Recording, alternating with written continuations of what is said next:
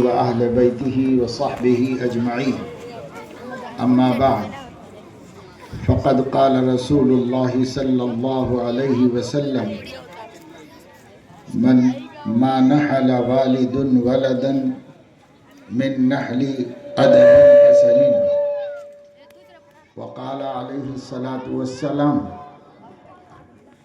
اکرموا اولادکم واحسنوا آدابهم، او کما قال علیہ الصلاۃ والسلام۔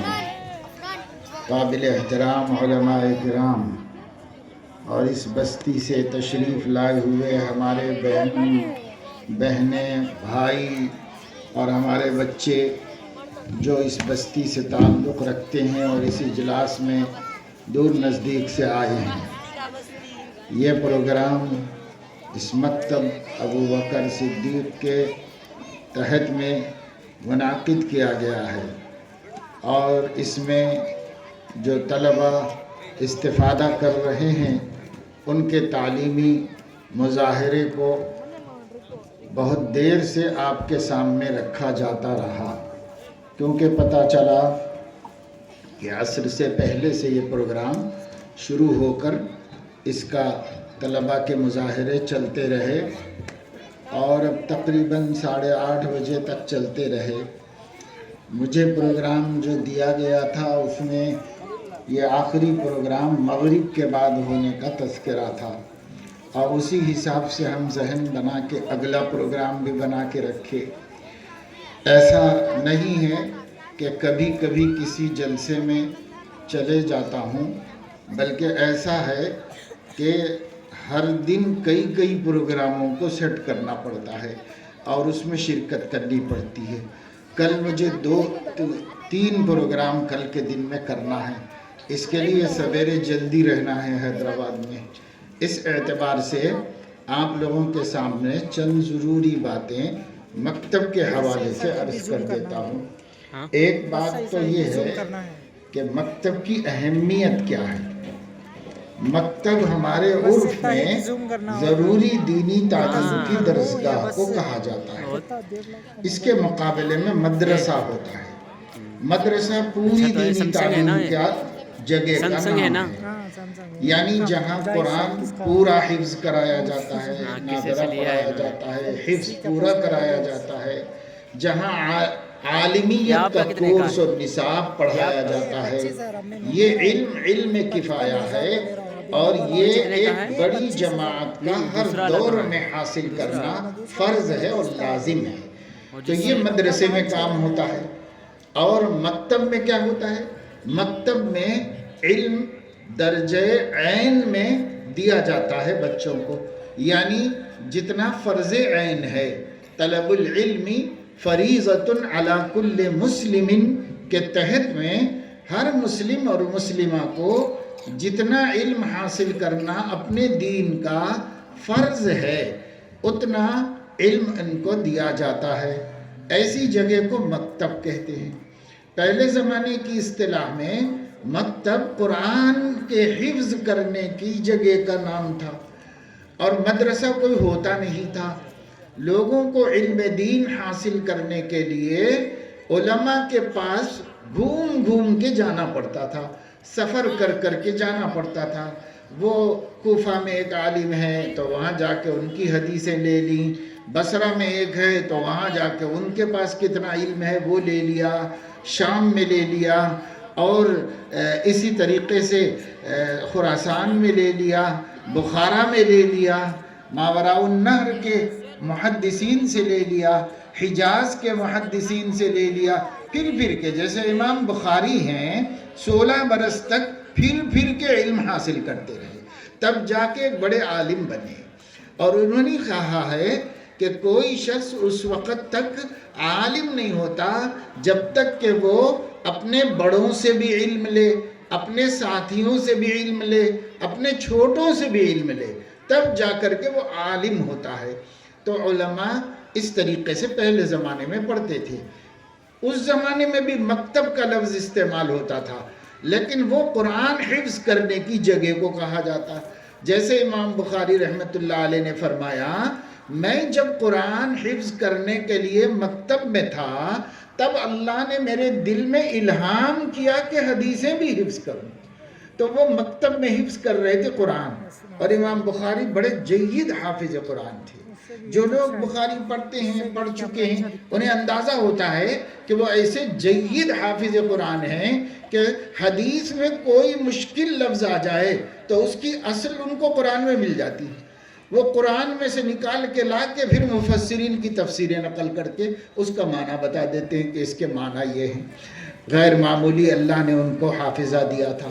بہرحال یہ مکتب اس زمانے میں ہمارے علاقوں میں فرض عین درجے کا علم حاصل کرنے کی درسگاہ کو کہا جاتا ہے، اور مدرسہ فرض کفایہ درجے کا علم حاصل کرنے کی درسگاہ کو کہا جاتا ہے. اب اسی فرق سے آپ سمجھ لو کہ مکتب کی اہمیت کتنی ہے. مکتب کی اہمیت اتنی ہی زیادہ ہے جتنا کہ فرض کفایہ کے مقابلے میں فرض عین کی اہمیت ہوتی ہے. اگرچہ کہ فرض کفایہ میں کمی کرنے کی اجازت نہیں ہوتی، وہ بھی ضروری ہوتا ہے، لیکن اس کے مقابلے میں اس کی اہمیت بہت بڑھ جاتی ہے. یعنی اگر کوئی شخص حافظ قرآن نہ بنے تو قیامت میں مواخذہ نہیں ہوگا، اور اگر کوئی شخص عالم دین نہ بنے تو نہیں پوچھا جائے گا کہ تو عالم کیوں نہیں بنا. لیکن اگر کوئی شخص یا کوئی خاتون، بچی یا بچہ مکتب والا علم نہیں حاصل کیا تو اس سے بھی پوچھا جائے گا، اس سے بھی پوچھا جائے گا. دونوں اللہ کے ہاں جواب دہ ہوں گے، ان سے پوچھا جائے گا. ہاں، اگر بستی کے اندر بقدر ضرورت حفاظ نہیں ہے تو پوری بستی سے پوچھا جائے گا. بقدر ضرورت علماء نہیں ہے تو پوری بستی کی گردن ناپی جائے گی. تو یہ ان کے احکام ہے. یہ فرض کفایہ کا یہ مقام ہے، وہ فرض عین کا یہ مقام ہے. اب ہر کلمہ گو کو فرض عین علم حاصل کرنا ہے. وہ فرض عین علم کیا ہے؟ ہر مومن بچے کو، بچی کو یہ پتہ چل جائے کہ اس کا عقیدہ کیا ہے. یہ پتہ چل جائے کہ اپنے رب کی عبادت کرنے کا طریقہ کیا ہے، اس کو خوش کرنے کا طریقہ کیا ہے. اسے پتہ چل جائے کہ قرآن مجید صحیح طریقے پر کیسے پڑھا جاتا ہے. بس کم از کم یہ نصاب ہوتا ہے جو مکتب میں پڑھایا جاتا ہے. قرآن مجید ضروری تجوید کے ساتھ پڑھنا آ جائے، چاہے قاری صاحب نہ بنے کوئی بات نہیں، لیکن ضروری تجوید کے ساتھ قرآن مجید پڑھنا آ جائے. نمبر 2، نماز اور روزے کے احکام و مسائل معلوم ہو جائیں. اس لیے کہ عام مسلمین پر یہی 2 فرض ہمیشہ کے لیے ہیں.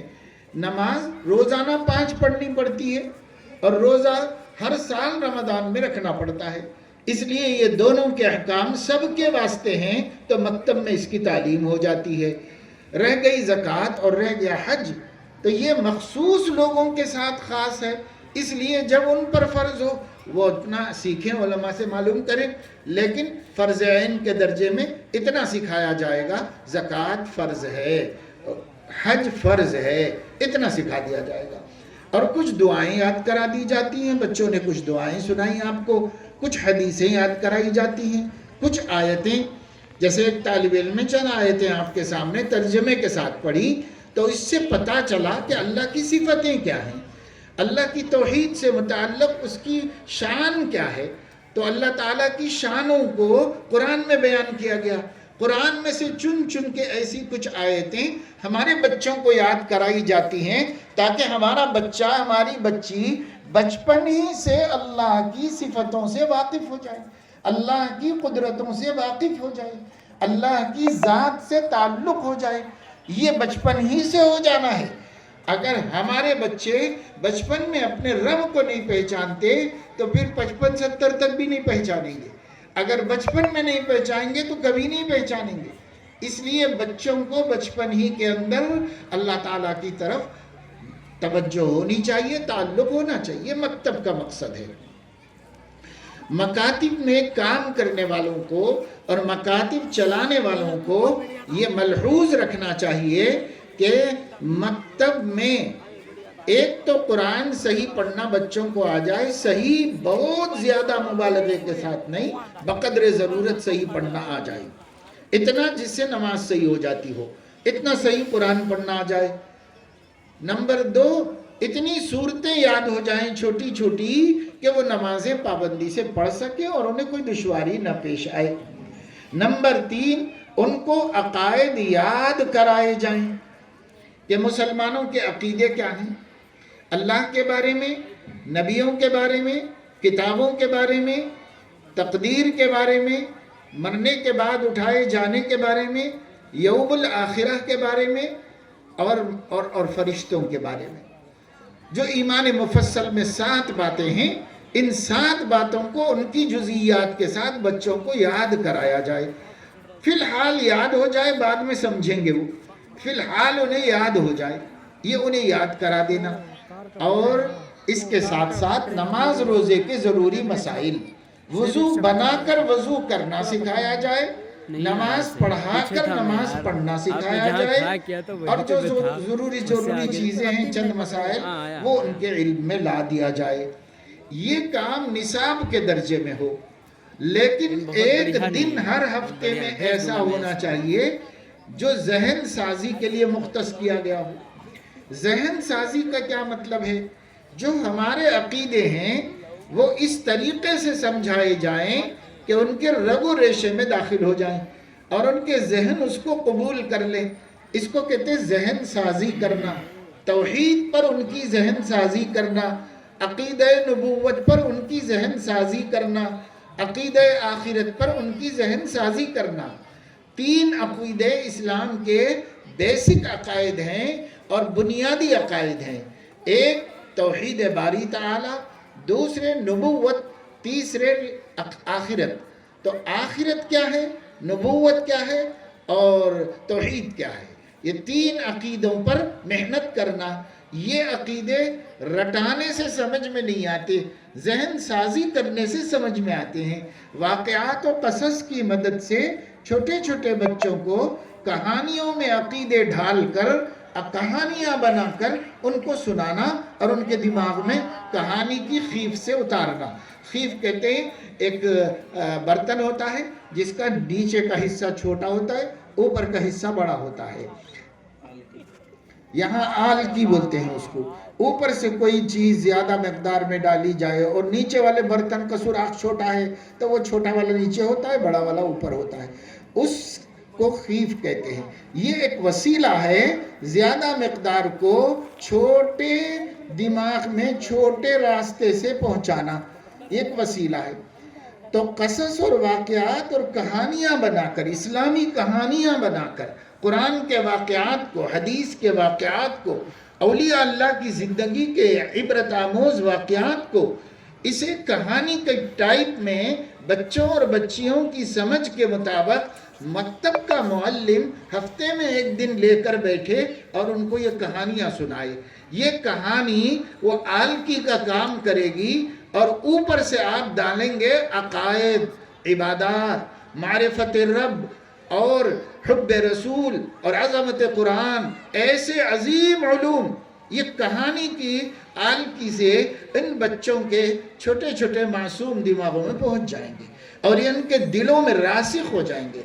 फिर दुनिया की कोई ताकत इनको तौहीद रब से हटा नहीं सकेगी, कोई ताकत हुब्बे रसूल से हटा नहीं सकेगी। ये चीज़ मकतब का एक जुज़ है, लाजमी जुज़ है। जैसे मदरसों में जुमेरात के दिन आधा दिन बच्चों को हुसूल इल्म के बाद इजहार इल्म की मशक कराई जाती है, क्योंकि इल्म के 2 हिस्से हैं, एक हासिल करना और एक दूसरे तक पहुंचाना। तो हफ्ते में 5.5 दिन बच्चों को पढ़ाया जाता है, इल्म दिया जाता है और इस हासिल किए हुए इल्म को जाहिर करने की सलाहियत के वास्ते हफ्ते में आधा दिन उनका लिया जाता है। ऐसे ही मकतब में 5 दिन पढ़ाओ और 1 दिन जहन साजी के लिए रखो, उसमें बच्चों के जहन ही बनाए जाएं और ये बच्चे 6 बातों से मुत्तसिफ हो जाएं, 3 अकीदों से, 3 सिफतों से। 3 अकीदे तौहीद, तौहीद रब और नबूवत और आखिरत, ये 3 अकीदों से तफसीलन बच्चों के जहन मानूस हो जाएं और उनके जहन में बैठ जाएं। और 3 सिफतें, मारिफत रब, رب ہیں کون، ان کی قدرت کیا ہے، ان کی قوت کیا ہے۔ ابھی ہم آئے تھے تو ایک مولانا صاحب جو اسکولوں میں چل رہا ہے اس کی کچھ جھلکی آپ کے سامنے رکھ رہے تھے۔ ہر شرک سکھایا جا رہا ہے، اسکول کی طرف سے لازم نہیں ہے، لیکن ٹیچر ٹرینڈ ہیں، وہ اپنی طرف سے رضاکارانہ طور پر آنے والے ہر بچے میں شرک کا زہر گھولنے کا کام کر رہے ہیں۔ ان کو اسکول میں ٹریننگ نہیں دی گئی ہے، ان کو بی ایڈ میں ٹریننگ نہیں دی گئی ہے، ان کو آر ایس ایس کے اپنے درسگاہوں میں ٹریننگ دی گئی ہے۔ وہ اس ٹریننگ کے مطابق ان بچوں کو چاہے کسی مذہب کے آئیں سب کو مشرک بنانے کا کام کر رہے ہیں۔ اور ہمارے گھر میں توحید سکھانے کا کام نہیں ہو رہا ہے، ہمارے مکتب میں بھی قرآن پڑھایا جا رہا، توحید نہیں سکھائی جا رہی ہے۔ توحید کیا ہے؟ آج اسکول جانے والے بچے کو ہنومان کی شکتی تو معلوم ہو سکتی ہے، لیکن پاک پروردگار کی قدرت کا پتہ نہیں ہوتا ہے۔ ایسا کیوں ہوتا ہے؟ وہ تو سکھا رہی ہے ٹیچر، یہ اماں نہیں سکھا رہی ہے، اور مکتب میں بھی نہیں سکھایا جا رہا ہے کہ اللہ کتنی بڑی قدرت والے ہیں۔ ایک بچے نے مجھ سے کہا سب سے بڑی طاقت تو ہنومان کی ہے۔ ہم نے کہا کیوں؟ تو کہا آپ دیکھتے نہیں وہ ہتھیلی میں پہاڑ لے کے ہوا میں اڑ کے جاتا ہے۔ تو ہم نے کہا کہ بیٹا تم کو اتنا ہی معلوم ہے، اس کے آگے بھی تو کچھ جانو۔ اللہ کی قدرت ان سے بھی زیادہ ہے، اس لیے کہ اس کو بھی اللہ نے پیدا کیا، اور اس پہاڑ کو بھی اللہ نے پیدا کیا، اور اس کو لے کے جانے کی قوت کو بھی اللہ نے پیدا کیا۔ اور خود اللہ کی قدرت یہ ہے ما قدر اللہ حق قدری والارض جميعا قبضته يوم القیامہ والسماوات مطویات بیمینی۔ تقابل کر کے دیکھو تو بھی اللہ بڑا ہے، اگرچہ کہ یہ سب زیب داستان ہیں، حقیقتیں کچھ نہیں ہیں، لیکن اگر مانتے ہیں کوئی لوگ تو اس سے بھی تقابل کر کے دکھاؤ کہ اللہ اس سے بھی عظیم ہے، اس سے بھی زیادہ قدرت والا ہے۔ کون سکھائے گا؟ اماں کو دین نہیں معلوم، ابا کو دین نہیں معلوم، دادی کو خالی گالیاں دینے آتا، نانی کو جھگڑے کرنا آتا، گھر میں روز اماں بابا کے لڑائیاں، گھر میں کوئی سکون نہیں۔ یہ بچے کہاں پل رہے ہیں؟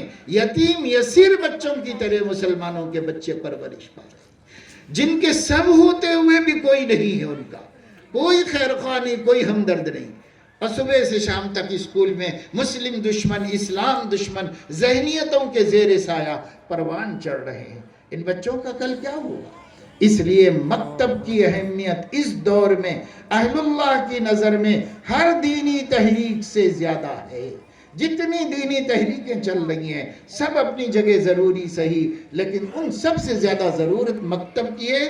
بہترین مکتب، مؤثر مکتب، مومن بنانے والا مکتب، عاشق مصطفیٰ بنانے والا مکتب، عظمت قرآن سکھانے والا مکتب، یہ رسمی مکتب نہیں۔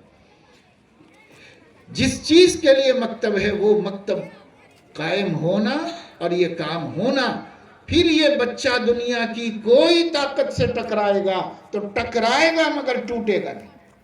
اس کا عقیدہ کبھی خراب نہیں ہو سکتا۔ جب بچپن میں عقیدہ بن جائے گا عمر بھر یہ عقیدہ چلے گا۔ اس کے لیے بڑی اہمیت ہے، بہت زیادہ ضرورت ہے۔ تو مکاتب چلانے والوں سے گزارش ہے کہ مکتب تو ماشاءاللہ یہاں بڑا اچھا تک چل رہا ہے، اور تینوں مسجدوں کا مجموعہ اس کام کو کر رہا ہے، کرو اور اچھا کرو، لیکن یہ ذہن سازی والی میری خصوصی نصیحت، اس کو آپ لوگ اہمیت کے ساتھ لیں، اور اگر یہ نہیں کریں گے تو صرف یہ پڑھنا پڑھانا ان کے ایمان کو بچا نہیں سکتا۔ ذہن بنانا ضروری ہے، انہی عقیدوں کو دلوں میں اتارنا ضروری ہے۔ کیسے؟ جیسے پہلے کی مائیں سکھا لیا کرتی تھی۔ ایک بات مثال کے طور پر دیتا ہوں کہ ایک مرتبہ حضرت مولانا عمر صاحب پالن پوری رحمت اللہ علیہ بچے تھے، بچپنے میں مدرسے سے آئے، گھر میں آتے آتے پڑوس میں کسی غیر مسلم کا گھر بک گیا تھا، تو انہوں نے اپنی ماں کو خبر دی کہ امی وہ ایک سندھی کا مکان تھا نا، اس کا مالک سندھی تھا، وہ مکان بک گیا۔ تو ماں نے کہا کیا کہا؟ وہ سندھی جس کا مالک تھا وہ مکان بیچ دیا۔ کہا اچھا، مالک سندھی ہوتا ہے، انسان ہوتا ہے، بندہ ہوتا ہے، مالک تو اللہ تعالیٰ ہوتا ہے۔ ان کی ماں کوئی عالمہ فاضلہ نہیں تھی، دیہات کی خاتون تھی۔ मालिक अल्लाह को कहते हैं बेटा तू गैरुल्लाह को मालिक कैसा बोला, मैं तेरे से बात नहीं करूंगा, मैं बात नहीं करूंगी तेरे से। उन्होंने बात करना छोड़ दिया। उनका वही सहारा थी, वालिद नहीं थे। और माँ जब रूठ जाती है तो बच्चों पर क़यामत आ जाती है। जिंदगी उनकी अजीरन हो गई। उन्होंने कई दफ़े माफ़ी मांगी। उन्होंने कहा नहीं, तुमने गैरुल्लाह को मालिक क्यों कहा, मैं नहीं माफ़ करूँगी तुमको। होते होते होते मौलाना फरमाते हैं कि मैंने मोहल्ले में एक उस्ताद नीमा थी जो घरों में जाकर कुरान पढ़ाती थी, हमारे घर भी आती थी, हमारी माँ उनको बहुत इज्जत देती थी। उनके पास जाके उनसे शफाअत कराया, उनसे बोला आप एक दफ़े माफ़ करा दो, मैं कभी ज़िंदगी में नहीं बोलूँगा ऐसा, एक दफ़े माफ़ करा दो आप मुझे। तो उस उस्तादी ने आके कहा कि नहीं बेटा माफ़ कर दो, माफ़ कर दो, सीख गया है बच्चा, अब इंशाअल्लाह ऐसी गलती नहीं करेगा। तब माँ ने बात करना शुरू किया और माफ़ कर दिया। तो कितना बड़ा मुवाहिद बना, सारे आलम को तौहीद का दर्स ज़िंदगी भर देता रहा। इसके पीछे कोशिश किसकी है?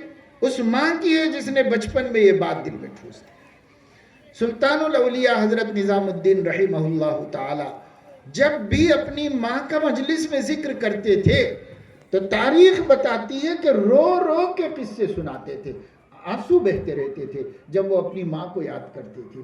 क्योंकि बाप नहीं थे, माँ ही ने उनकी तरबियत की थी, उन्होंने उनको वली अल्लाह माँ ही ने बनाया था असबाब के दर्जे में। तो एक दिन सुनाया मजलिस में कि रोज़ लोग उस ज़माने में नया चांद देखकर घर आकर अपने बड़ों को, बच्चे और बड़े अपने बड़ों को और रियाया हाकिमों को और बादशाहों को नए चांद की मुबारकबादी देना एक कल्चर था, एक रिवाज था दिल्ली में। सब जगह नया चांद मुबारक, नया महीना मुबारक ये कहा जाता था।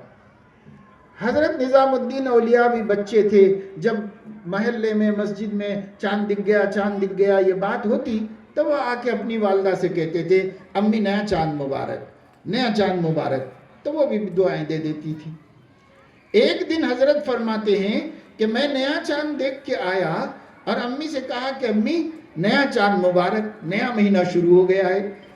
तो माँ की ज़बान से बरजस्ता निकल गया, अगले महीने का चांद देखकर किसको मुबारकबादी दोगे, अगले महीने का किसको मुबारकबादी दोगे, ये बरजस्ता निकल गया उनकी ज़ुबान से।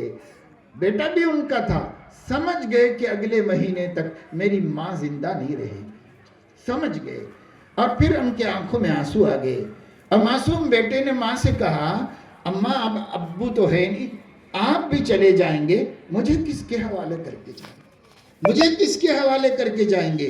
तो माँ भी समझ गई कि बच्चा होशियार है, समझ गया मेरा इशारा। तो कहा नहीं बेटा जब जाने का टाइम होगा ना तब मैं तुझे बहुत अच्छी शख्सियत, बहुत ज़बरदस्त हस्ती के हवाले करके जाऊंगी जो तुझे उसकी हिफाजत में दे दूंगी। खैर बात आई गई, ख़त्म हो गई। एक दिन उनकी अम्मी फजर के वक्त, तहज्जुद के वक्त में जब वह तहज्जुद पढ़ रही थी तो अपनी खादमा से कहा कि बच्चे को बुला के लाओ। तो बच्चा उठा हुआ था, बच्चे को उठाया गया, बच्चा उठा, वज़ू बनाया, माँ की खिदमत में हाजिर हुआ। माँ ने तहज्जुद ख़त्म करने के बाद अपने बेटे को सलाम किया और कहा कि बेटा तुम्हारा दाहिना हाथ आगे बढ़ाओ, सीधा हाथ आगे बढ़ाओ। उन्होंने सीधा हाथ बढ़ाया, माँ ने भी सीधा हाथ बढ़ाया और उसका हाथ अपने हाथ में लेकर कहा आसमान की तरफ देखकर कि अल्लाह पाक मेरा बच्चा पूछ रहा था कि किसके हवाले करके जाओगे, आपसे बढ़कर कोई भी नहीं है हमारा खैर ख्वाह, मैं इस बच्चे को आपके हवाले करके जा रही हूँ। अब फिर लेट गई और इंतकाल हो गया उनका। और इस बच्चे की इसके बाद किसी और की ज़रूरत नहीं पड़ी, क्योंकि जिसके हवाले किया गया था वो अर्ज़ समा का मालिक था, उसके हवाले कर दिए गए थे। हज़रत फरमाते थे मुझे कोई डर नहीं, मुझे किसी का खौफ नहीं, मैं बादशाहों से भी मरऊब नहीं हूँ। 5 बादशाह गुजरे हैं दिल्ली में उनके ज़माने में, किसी बादशाह से मैं मरऊब नहीं हूँ, मैं उस अल्लाह के हिफाजत में हूँ। मेरी माँ ने अल्लाह के हवाले कर दिया मुझे, मैं अल्लाह के हवाले हूँ, मुझे किसी का डर नहीं। 4 बादशाह उनके अकीदतमंद थे, एक बादशाह उनका सख्त मुखालिफ हुआ, ایسے ہی حسد کرنے والوں نے مخالف بنا دیا. بادشاہ نے ان کو بہت ستایا کہ آپ کیوں نہیں آتے میرے پاس سجدہ کرنے کے لیے چاند دیکھ کر. تو حضرت نے کہا کہ میرے نبی نے منع کیا ہے، کسی غیر اللہ کو سجدہ نہیں کیا جاتا. تو کہا کہ کرنا پڑے گا. آخر حضرت دلی چھوڑ کے وہاں چلے گئے جنگل میں، جس کو اب نظام الدین کہا جاتا، جہاں ان کا مزار ہے. وہ بادشاہ کے ظلم سے عاجز آ کر بستی چھوڑ کر جنگل میں چلے گئے تھے اور کہا تھا کہ میں اب ان کے شہر میں نہیں ہوں، مجھے مجبور نہ کریں. میں وہاں بھی بھیجا ایک آدمی کو بادشاہ نے کہ جا کے ان سے بولو اس مہینے کا چاند دیکھ کر آنا پڑے گا اور میرے تخت و تاج کو سجدہ کرنا پڑے گا، نہیں تو پھر میں دیکھ لوں گا کیا کرنا ہے. تو جب یہ خبر آئی بستی چھوڑنے کے بعد بھی یہ ظلم کا سلسلہ، تو حضرت نے اب جلال میں آ کر حضرت نظام الدین اولیاء نے بادشاہ کے قاصد سے کہا جاؤ بادشاہ سے پوچھو کہ وہ بادشاہت کرنا چاہتا ہے یا میں بادشاہ بدل دوں. جوش میں آ گئے. اب کس وجہ سے ایسی بات کہی؟ اس کے حوالے تھے جس کی قدرت میں سب کچھ تھا. بادشاہت کرنا چاہ رہے ہو یا میں بادشاہ بدل دوں، یہ کہا. اور ہوا بھی یہی کہ چاند نظر آیا اور کسی مسئلے میں وزیر اور بادشاہ کے درمیان اختلاف ہو گیا.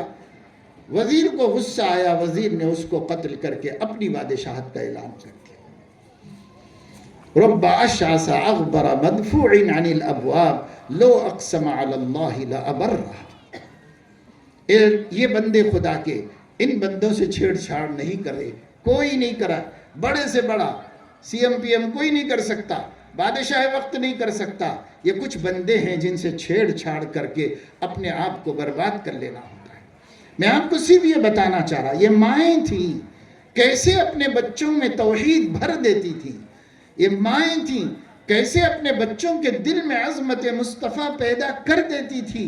آج کی ماں کو کیا آتا ہے؟ آج کی ماں کو خود دین نہیں معلوم، اپنی اولاد کو کیا دین سکھائے. اس لیے مکتب کی اہمیت ہر پہلو سے بڑھ جاتی ہے، ہر پہلو سے بڑھ جاتی ہے. اور پھر